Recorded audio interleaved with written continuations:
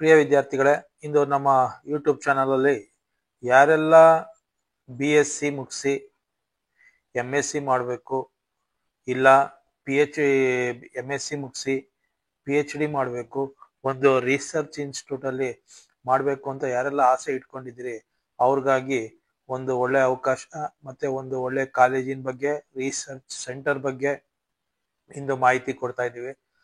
ಅದರಲ್ಲೂ ಯಾರೆಲ್ಲ ಬಯಾಲಜಿನ ಇಷ್ಟಪಡ್ತಾರೆ ಅವ್ರಿಗಾಗಿ ಈ ವಿಡಿಯೋನ ಸಮರ್ಥಿಸ್ತಿದೀವಿ. ಯಾಕೆಂದ್ರೆ ಇದು ಬಯಾಲಜಿ ರಿಲೇಟೆಡ್ಗೆ ಆಗಿರೋ ಅಂತ ಕೋರ್ಸು ಮತ್ತೆ ಕಾಲೇಜು ರಿಸರ್ಚ್ ಸೆಂಟರ್ ಆಗಿದೆ. ಅದು ಯಾವುದು ಅಂದ್ರೆ ಡಿಪಾರ್ಟ್ಮೆಂಟ್ ಆಫ್ ಬಯಾಲಜಿಕಲ್ ಸೈನ್ಸ್, ಮುಂಬೈಯಲ್ಲಿರೋ ಅಂಥದ್ದು. ಇದನ್ನ DBS ಅಂತಾನು ಕರೀತಾರೆ, ಡಿಪಾರ್ಟ್ಮೆಂಟ್ ಆಫ್ ಬಯಾಲಜಿಕಲ್ ಸೈನ್ಸ್ ಅಂತೇಳಿ. ಇದು ಒಂದು ಟಿಫರ್ನ ಸಹಯೋಗದಲ್ಲಿ ನಡೀತಾ ಇರೋಂಥ ಒಂದು institute, research institute education in biology.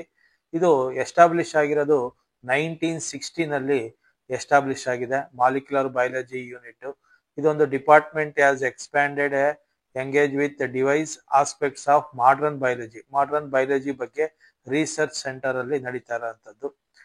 ಮತ್ತೆ ಇದು DBS TIFR offers in MSc in research programs, providing students with hands-on experience in research and experimentation ಬಗ್ಗೆ ಇಲ್ಲಿ ಟ್ರೈನಿಂಗ್ ಕೊಡ್ತಾ ಇದೆ.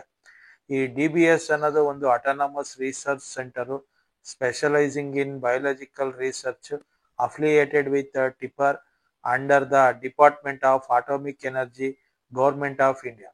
ಅಂದ್ರೆ ಗೌರ್ಮೆಂಟ್ ಆಫ್ ಇಂಡಿಯಾ ಅಂಡರ್ ಅಲ್ಲಿ ಒಂದು ನಡೀತಾ ಇರೋಂಥ ಒಂದು ರಿಸರ್ಚ್ ಸೆಂಟರ್. ಇದು ಬಯಾಲಜಿಗೆ ಸಂಬಂಧಪಟ್ಟಂಗೆ ನಡೀತಾ ಇರೋಂಥ ಒಂದು ರಿಸರ್ಚ್ ಸೆಂಟರ್. ಇದರ ಅಡ್ಮಿಷನ್ ಪ್ರೋಸೆಸ್ ಎಲ್ಲ ಯಾವ ತರ ಇದೆ ಅಂದ್ರೆ, ಒಂದು ಎನ್ರೋಲ್ ಮಾಡ್ಕೋಬೇಕಾಗುತ್ತೆ. ಇಂಟಿಗ್ರೇಟೆಡ್ PhD ಪ್ರೋಗ್ರಾಮ್ ಇದೆ ಟಿಫರ್ ಅಲ್ಲಿ ಎನ್ರೋಲ್ ಮಾಡ್ಕೊಂಡು ನೀವು ಅದರಲ್ಲಿ ಬಯಾಲಜಿ ಟೆಸ್ಟ್ ನ ಸೆಲೆಕ್ಟ್ ಮಾಡ್ಕೊಂಡು ಸೆವೆರಲ್ಸ್ ಅಂದ್ರೆ ತುಂಬಾ ಸಬ್ಜೆಕ್ಟ್ಸ್ ಇರ್ತವೆ. ಅದ್ರಲ್ಲಿ ನಿಮಗೆ ಬೇಕಾಗಿರೋಂಥ ಬಯಾಲಜಿ ಸೆಂಟರ್ ಸೆಲೆಕ್ಟ್ ಮಾಡ್ಕೊಂಡು ನೇಷನ್ ಪೂರ್ತಿ ಸೆಂಟರ್ಸ್ ಇರ್ತವೆ. ಆ ಸೆಂಟರ್ ಅಲ್ಲಿ ನಿಮ್ಗೆ ಯಾವ ಸೆಂಟರ್ ಅಲ್ಲಿ ಹತ್ರ ಆಗುತ್ತೆ ಆ ಸೆಂಟರ್ ತಗೋಬೇಕು. ಅಂದ್ರೆ ಕ್ವಾಲಿಫೈಡ್ ಎವ್ಯಾಲ್ಯೂಯೇಷನ್ ಸ್ಕ್ರೀನಿಂಗ್ ಟಿಫರ್ ಅಲ್ಲಿ ರಿಟರ್ನ್ ಟೆಸ್ಟ್ ನ ನೀವು ಬರೀಬೇಕಾಗುತ್ತೆ.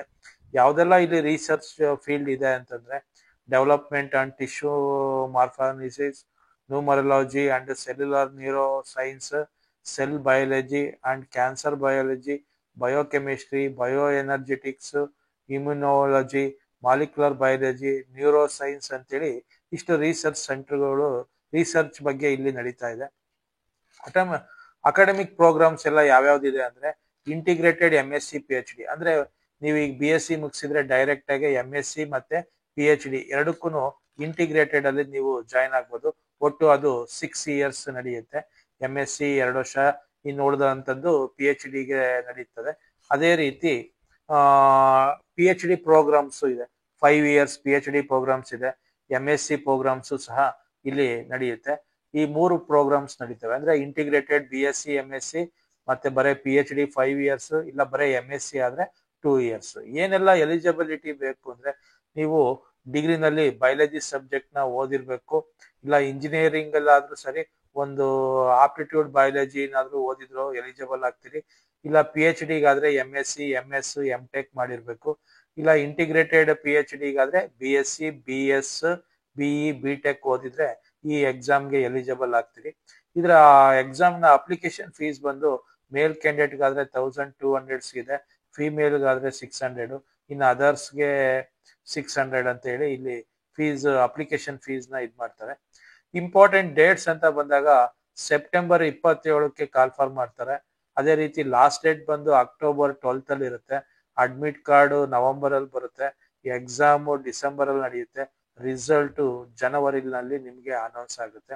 ಅಡ್ಮಿಷನ್ ಪ್ರೋಸೆಸ್ ಎಲ್ಲ ಯಾವ ತರ ಇದೆ ಅಂತಂದ್ರೆ, ಆನ್ಲೈನ್ ರಿಜಿಸ್ಟ್ರೇಷನ್ ಮಾಡ್ಕೋಬೇಕು, ಎಂಟ್ರೆನ್ಸ್ ಎಕ್ಸಾಮ್ ಬರೀಬೇಕು. ಆ ಎಂಟ್ರೆನ್ಸ್ ಎಕ್ಸಾಮ್ ಅಲ್ಲಿ ಟಾಪರ್ ನ ಶಾರ್ಟ್ ಲಿಸ್ಟ್ ಮಾಡ್ತಾರೆ, ಇಂಟರ್ವ್ಯೂ ಕರೀತಾರೆ. ಇಂಟರ್ವ್ಯೂ ಎಲ್ಲ ಮುಗಿದ್ಮೇಲೆ ಅಡ್ಮಿಷನ್ಸ್ ಇರುತ್ತೆ. ಸೆಲೆಕ್ಷನ್ ಪ್ರೋಸೆಸ್ ನಾನು ಈಗ ಹೇಳ್ದಂಗೆ ರಿಟರ್ನ್ ಟೆಸ್ಟ್ ಇರುತ್ತೆ, ಇಂಟರ್ವ್ಯೂ ಇರುತ್ತೆ. Only top 1.5% applicant R selected for interview. Interview ಎಷ್ಟು ಜನನ ಕರೀತಾರೆ ಅಂದ್ರೆ, ಎಷ್ಟು ಅಪ್ಲಿಕೇಶನ್ಸ್ ಹಾಕಿರ್ತಾರೆ ಅದರಲ್ಲಿ ಟಾಪ್ 1.5%, ಅಂದ್ರೆ 100ಕ್ಕೆ 1.5, ಅಂದ್ರೆ 200ಕ್ಕೆ 3 ಜನ ಮಾತ್ರ ಇಂಟರ್ವ್ಯೂಗೆ ಕರೆಯುವಂತ ಪದ್ಧತಿ ಇದೆ. ರಿಟರ್ನ್ ಟೆಸ್ಟ್ ಅಲ್ಲಿ ಎಷ್ಟು ಮಾರ್ಕ್ಸ್ ಬಂದಿರುತ್ತೆ ನೋಡ್ಕೊಂಡು ಅದರಲ್ಲಿ ಇಂಟರ್ವ್ಯೂಗೆ ಕಾಲ್ಫರ್ ಮಾಡ್ತಾರೆ. ಎಕ್ಸಾಮ್ ಪ್ಯಾಟರ್ನ್ ಎಲ್ಲ ಯಾವ ತರ ಇರುತ್ತೆ ಅಂದ್ರೆ ನಂಬರ್ ಆಫ್ ಕ್ವಶನ್ಸ್, ಇದು ಸೆಕ್ಷನ್ ಎ ಮಾಡ್ತಾರೆ, ಮತ್ತೆ ಸೆಕ್ಷನ್ ಎ ನಲ್ಲಿ ಜನರಲ್ ಕ್ವಶನ್ಸ್ ಇರುತ್ತೆ, ಸೆಕ್ಷನ್ ಬಿ ನಲ್ಲಿ ಫಿಸಿಕ್ಸ್ ಇರುತ್ತೆ, ಸೆಕ್ಷನ್ ಸಿ ನಲ್ಲಿ ಕೆಮಿಸ್ಟ್ರಿ ಇರುತ್ತೆ, ಸೆಕ್ಷನ್ ಡಿ ನಲ್ಲಿ ಬಯಾಲಜಿ ಅಂತೇಳಿ 4 ಸೆಕ್ಷನ್ ನ ಮಾಡ್ಕೊಂತಾರೆ. ಎಲ್ಲ MCQ ಕ್ವಶನ್ಸ್ ಇರ್ತದೆ.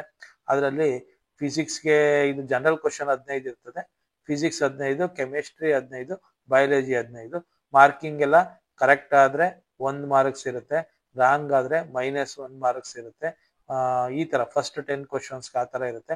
ನೆಕ್ಸ್ಟ್ 5 ಕ್ವಶನ್ಸ್ಗೆ ಕರೆಕ್ಟ್ ಆದ್ರೆ 2 ಮಾರ್ಕ್ಸ್, ನೆಗೆಟಿವ್ ಆಯ್ತು ಅಂದ್ರೆ ತಪ್ಪಾಯ್ತು ಅಂದ್ರೆ ನೆಗೆಟಿವ್ -0.5 ಮಾಡ್ತಾರೆ. ಇದು ಒಂದು ಎಕ್ಸಾಮ್ ಪ್ಯಾಟರ್ನ್ ಇರುತ್ತೆ. ಇಲ್ಲಿ ಫೆಲೋಶಿಪ್ ಅಂತ ಕೊಡ್ತಾವ್ರೆ, ಸ್ಟೈಫಂಡ್ ಅಂತ ತಿಳ್ಕೊಬಹುದು ನೀವು.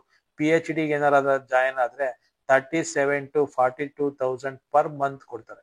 ನೋಡಿ, ನೀವು ಫ್ರೀ ಆಫ್ ಕಾಸ್ಟ್ ಅಲ್ಲಿ PhD ನ ಓದ್ಕೊ ಬರ್ಬೋದು. 37 ಇಂದ 42,000 ಪರ್ ಮಂತ್ ಕೊಡ್ತಾರೆ.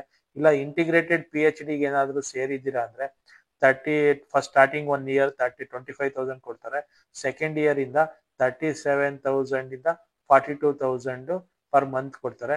ಅದೇ ರೀತಿ ಇಯರ್ಲಿ ಒನ್ಸ್ ಕಂಟಿಂಜೆನ್ಸಿ ಅಮೌಂಟ್ ಅಂತೇಳಿ 60,000 ನ ಕೊಡ್ತಾರೆ. ಇಲ್ಲಿ ನೀವು ಅಡ್ಮಿಷನ್ ಆಗ್ಲಿಕ್ಕೆ ಇಲ್ಲ ಕೋರ್ಸಿಗೆ ಸೇರ್ಲಿಕ್ಕೆ ಯಾವುದೇ ಫೀಸ್ ನ ಕಟ್ಟಂಗಿಲ್ಲ. ಈ ಪೂರ್ತಿ ಫೀಸ್ ವೇವ್ ಆಗುತ್ತೆ. ಗೌರ್ಮೆಂಟೇ ಇದನ್ನ ಕಟ್ಟೋದ್ರಿಂದ ನೀವು ಯಾವುದೇ ರೀತಿ ಫೀಸ್ ಅಮೌಂಟ್ ಅಂತ ಹೇಳಿ ಇಲ್ಲಿ ಅಡ್ಮಿಷನ್ ಫೀಸ್ ಅಂತ ಹೇಳಿ ಯಾವುದೇ ರೀತಿ ಕಟ್ಟೋ ಅಂತ ಅವಶ್ಯಕತೆ ಇಲ್ಲ. 0 ಫೀಸ್ ಅಲ್ಲಿ ನೀವು ಇಂಟಿಗ್ರೇಟೆಡ್ PhD ಮುಗಿಸ್ಕೊಂಡು ಬರಬಹುದು. ಇದು ಒಂದು ಒಳ್ಳೆ ಅವಕಾಶ. ಒಂದು ಟಿಫರ್ ಅನ್ನೋ ಒಂದು ಎಕ್ಸಾಮ್ ಬರೆದು ಇದಕ್ಕೆ ಸೆಲೆಕ್ಟ್ ಮಾಡ್ಕೋಬೇಕು. ಅಂದ್ರೆ ಟಿಫರ್ ಎಕ್ಸಾಮ್ ಅಲ್ಲಿ ನೀವು ತಗೊಂಡು ಅದರಲ್ಲಿ ಬಯಾಲಜಿ ಸೆಲೆಕ್ಟ್ ಮಾಡ್ಕೊಂಡು ಈ ಕಾಲೇಜ್ನ ನೀವು ಸೆಲೆಕ್ಟ್ ಮಾಡ್ಕೋಬೇಕಾಗುತ್ತೆ. ಏನೆಲ್ಲ ಡಾಕ್ಯುಮೆಂಟ್ಸ್ ಬೇಕಾಗುತ್ತೆ ಅಂತಂದ್ರೆ ಮಾರ್ಕ್ ಶೀಟ್ ಬೇಕಾಗುತ್ತೆ, 12th ಅವ್ರದ್ದು, ಎಂಟ್ರೆನ್ಸ್ ಎಕ್ಸಾಮ್ ಸ್ಕೋರ್ ಅಂದ್ರೆ ಟಿಫರ್ ಎಕ್ಸಾಮ್ ಬರೀತಿರಲ್ಲ ಅದ್ರ ಎಕ್ಸಾಮ್ ಸ್ಕೋರ್ ಕಾರ್ಡ್ ಬೇಕು, ಅಡ್ಮಿಟ್ ಕಾರ್ಡ್ ಇರಬೇಕು, ಐಡೆಂಟಿಫಿಕೇಶನ್ ಸರ್ಟಿಫಿಕೇಟ್ ಇರಬೇಕು, ಟ್ರಾನ್ಸ್ಫರ್ ಸರ್ಟಿಫಿಕೇಟ್, ಮೈಗ್ರೇಷನ್ ಇದ್ರೆ migration certificate, caste certificate, passport size photos, PGಗೆ ಜಾಯಿನ್ ಆಗ್ತಿದ್ರೆ graduation, post graduation marks list ಬೇಕಾಗುತ್ತೆ. ನಮ್ಮ ಕರ್ನಾಟಕದಲ್ಲಿ ಎಲ್ಲೆಲ್ಲಿ ಎಕ್ಸಾಮ್ ಸೆಂಟರ್ಸ್ ಕೊಟ್ಟಿದ್ದಾರೆ ಅಂದ್ರೆ ಬೆಂಗಳೂರು, ಮಂಗಳೂರು, ಬೆಳಗಾವಿ 3 ಕಡೆ ಕೊಟ್ಟಿದ್ದಾರೆ. ಇಲ್ಲ ನಮ್ಮ ನೈಬರಿಂಗ್ ಅಲ್ಲಿ ಸಪೋಸ್ ಇಲ್ಲೆಲ್ಲೂ ಸಿಗ್ಲಿಲ್ಲ, ಸೀಟ್ ಅಲಾಟ್ಮೆಂಟ್ ಆಗ್ಲಿಲ್ಲ ಅಂದ್ರೆ ಚೆನ್ನೈ, ಕೊಚ್ಚಿನ್, ಕೊಯಮತ್ತೂರು, ಹೈದರಾಬಾದ್, ಪಣಜಿ ಈ ತರ ನಮ್ಮ ಸರೌಂಡಿಂಗ್ ಸ್ಟೇಟ್ಗಳಲ್ಲಿ ಹೋಗಿ ಎಕ್ಸಾಮ್ ನ ನೀವು ಬರೀಬಹುದು. ಇದರ ರಿಸರ್ವೇಶನ್ಸ್ ಬಂದು ಜನರಲ್ ಮತ್ತೆ EVS ಅವ್ರಿಗೆ 10% ರಿಸರ್ವೇಶನ್ ಇರುತ್ತೆ, SCಗೆ 15% ರಿಸರ್ವೇಶನ್, STಗೆ 7.5% ರಿಸರ್ವೇಶನ್, OBCಗೆ 27% ರಿಸರ್ವೇಶನ್, ಪರ್ಸನ್ ವಿತ್ ಡಿಸಬಿಲಿಟಿ ಇರೋರಿಗೆ 5% ರಿಸರ್ವೇಶನ್ ಇರುತ್ತೆ. ಪ್ಲೇಸ್ಮೆಂಟ್ ಅಂತ ಬಂದಾಗ 100% ನಿಯರ್ಲಿ 70 to 95% ಅಂದ್ರೆ 100% ಪ್ಲೇಸ್ಮೆಂಟ್ ಆಗೋ ಚಾನ್ಸಸ್ ಇದೆ. ಹೈಯೆಸ್ಟ್ ಪ್ಯಾಕೇಜ್ ಬಂದು 24 lakhs. ಲಾಸ್ಟ್ ಇಯರ್ 2025 ಅಲ್ಲಿ 25 lakhsಗೆ ಕ್ಯಾಂಪಸ್ ಸೆಲೆಕ್ಷನ್ ಆಗಿದೆ. ಒಂದು ರಿಸರ್ಚ್ ಫೀಲ್ಡ್ ಗಾದ್ರೂ ಹೋಗ್ಬೋದು, ಇಲ್ಲ ಮೆಡಿಕಲ್ ಫೀಲ್ಡ್, ಇಲ್ಲ ಬಯಾಲಜಿಕಲ್ ಫೀಲ್ಡ್ ಅಲ್ಲಿ ಯಾವ ಫೀಲ್ಡ್ ಬೇಕಾದ್ರೂ ನೀವು ಇಲ್ಲಿ ಹೋಗ್ಬೋದು. ಒಂದು ಉತ್ತಮವಾದ ಇನ್ಸ್ಟಿಟ್ಯೂಟ್, ಗೌರ್ಮೆಂಟ್ ಅಂಡರ್ ಅಲ್ಲಿ ನಡೀತಾ ಇರೋಂಥದ್ದು, ಟಿಫರ್ನ ಟಾಟಾ ಇನ್ಸ್ಟಿಟ್ಯೂಟ್ ಇದರಲ್ಲಿ ಸಹಯೋಗದಲ್ಲಿ ನಡೀತಾ ಇರೋಂಥದ್ದು. ನೀವು ಟಿಫರ್ ಎಕ್ಸಾಮ್ ಬರೆದು ಅದರಲ್ಲಿ ನೀವು ಬಯಾಲಜಿನ ಆಪ್ ಮಾಡಿಕೊಂಡು ಇಲ್ಲಿ ನೀವು ಬೇಕಾದ್ರೆ ಸೇರ್ಬೋದು. ನೆನಪಿರ್ಲಿ, DBS ಅಂತ ಕರಿತೀವಿ, ಡಿಪಾರ್ಟ್ಮೆಂಟ್ ಆಫ್ ಬಯಾಲಜಿಕಲ್ ಸೈನ್ಸ್ ಅಂತೇಳಿ ಮುಂಬೈಯಲ್ಲಿದೆ, ಟಿಫರ್ ಸೆಂಟ್ರಲ್ ಇದೆ. ಒಂದು 1916 ಸ್ಟಾರ್ಟ್ ಆಗಿರೋ ಅಂತ ಒಂದು ಕಾಲೇಜ್ ಇದು. MS ರಿಸರ್ಚ್ ಸೆಂಟರ್, MSc ಮಾಡ್ಬೋದು, ಬೇಕಾದ್ರೆ PhDನೂ ಮಾಡ್ಕೊಂಡು ಒಟ್ಟಿಗೆ ಬೇಕಾದ್ರೂ ಬರ್ಬೋದು. ಆ ತರದಂತ ಇರೋ ಅಂತ ಒಂದು ಕೋರ್ಸ್. ಯಾರೆಲ್ಲ ಬಯಾಲಜಿ ಇಂಟ್ರೆಸ್ಟ್ ಇದೆ, ಡಿಗ್ರಿ ಆಗಿರೋ ಅಂತವ್ರು ಈ ಎಕ್ಸಾಮ್ ತಗೋಬಹುದು. ಈ ಸೆಪ್ಟೆಂಬರ್ 27ರಿಂದ ಸ್ಟಾರ್ಟ್ ಆಗಿದೆ, ಅಕ್ಟೋಬರ್ 12ಕ್ಕೆ ಲಾಸ್ಟ್ ಡೇಟ್ ಇದೆ. ಅಷ್ಟರೊಳಗೆ ಅಪ್ಲಿಕೇಶನ್ ಹಾಕ್ಬಿಟ್ಟು ಎಕ್ಸಾಮ್ ಬರೆದು ಸೆಲೆಕ್ಟ್ ಆದ್ರೆ ತಗೋಬಹುದು. DBS ಅಲ್ಲಿ ಡಿಪಾರ್ಟ್ಮೆಂಟ್ ಆಫ್ ಬಯಾಲಜಿಕಲ್ ಸೈನ್ಸ್ ಮುಂಬೈಯಲ್ಲಿದೆ, ಟಿಫರ್ ಸೆಂಟರ್ ಅಲ್ಲಿ. ಇದು ಒಂದು ಉತ್ತಮವಾದ ಎಕ್ಸಾಮು. ಯಾರಿಗೆಲ್ಲ ಬಯಾಲಜಿ ಇಂಟ್ರೆಸ್ಟ್ ಇದೆ ಅವ್ರು ಅಪ್ಲೈ ಮಾಡ್ಬೋದು. ಯಾರೆಲ್ಲ ಇನ್ನು ನಮ್ಮ ಯೂಟ್ಯೂಬ್ ಚಾನಲ್ಗೆ ಸಬ್ಸ್ಕ್ರೈಬ್ ಆಗಿಲ್ಲ, ದಯವಿಟ್ಟು ಸಬ್ಸ್ಕ್ರೈಬ್ ಆಗಿ. ಇದೊಂದು ಎಜುಕೇಶನಲ್ ಚಾನಲ್, ಮುಂದೆ ಬರೋ ಎಜುಕೇಶನಲ್ ನೋಟಿಫಿಕೇಶನ್ ಸಿಗುತ್ತೆ. ಹಂಗಾಗಿ ಯಾರೆಲ್ಲ ಇನ್ನೂ ಸಬ್ಸ್ಕ್ರೈಬ್ ಆಗಿಲ್ಲ ದಯವಿಟ್ಟು ಸಬ್ಸ್ಕ್ರೈಬ್ ಆಗಿ. Thank you.